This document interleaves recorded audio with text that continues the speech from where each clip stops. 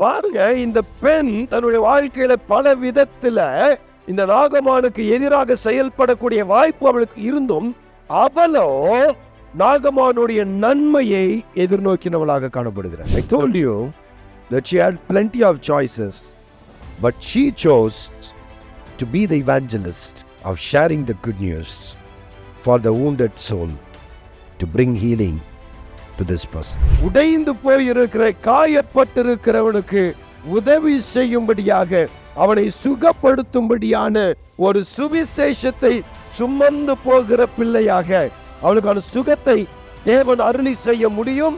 இந்த தேவனுடைய தீர்க்கதரிசி இஸ்ரவேலிலே இருக்கிறார், அவரை போய் இவர் பார்ப்பாரானால் இவர் சுகம் பெறுவார், இவர் வாழ்க்கை மாறும் என்று அவருக்கு நன்மை செய்ய அவள் துரிதகதிப்படுகிறாள்.